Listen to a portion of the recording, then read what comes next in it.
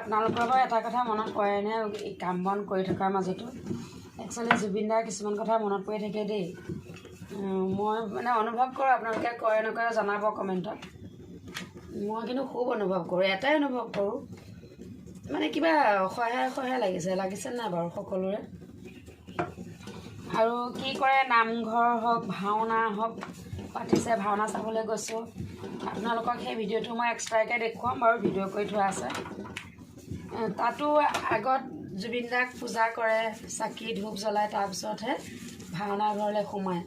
মানে চাকিগছ জ্বলাই থ'লে ধৰক সকলোৱেতো এক্সট্ৰাকৈ নজ্বলায়গৈ আৰু ধূপডাল জ্বলাই বা সেৱা কৰিহে ভাওনা ঘৰত সোমায় গতিকে চাওক শ্ৰীকৃষ্ণৰ ওপৰত বুলি আমি এতিয়া তেওঁক আখ্যা দিয়া হৈছে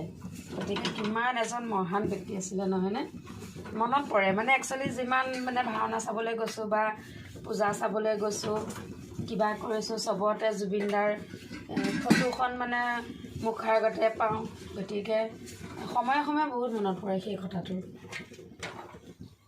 সময় বুলি নহয় আৰু এইটো ছেকেণ্ডত মনত পৰে বুলি ক'ব লাগে যিহেতুকে প্ৰতিটো গানতে আমি উশাহ নিশাহ লৈ জীয়াই আছিলোঁ এতিয়া সেই উশাহবোৰ বন্ধ হৈ গ'ল আমাৰ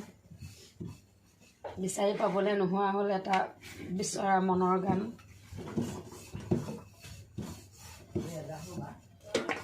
গতিকে তেওঁ ন্যায় পোৱাটোহে আমি অতিৰিক্ত কামনা কৰিছোঁ আৰু এটা কথা মনত ৰাখিব আপোনালোকক কওঁ এই যে জুবিনদাক প্ৰথমতে মানে সিদ্ধাৰ্থ আৰু শ্যামকানু মহন্তই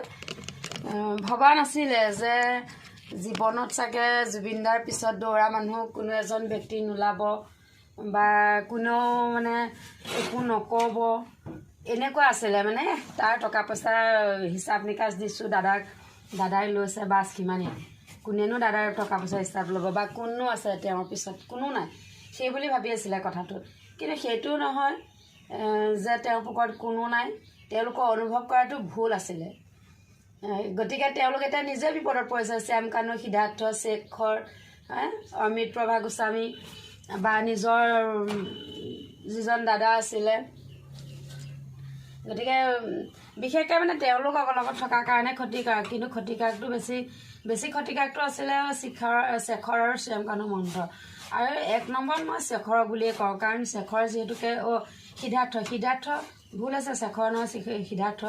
সিদ্ধাৰ্থ মেনেজাৰ হিচাপে যিহেতুকে আছিলে তেওঁৰ প্ৰতিটো মুহূৰ্তৰ দায়িত্ব এটা কথা আছিলে তেওঁ ইমান টকা লুটি অত কাম কৰিও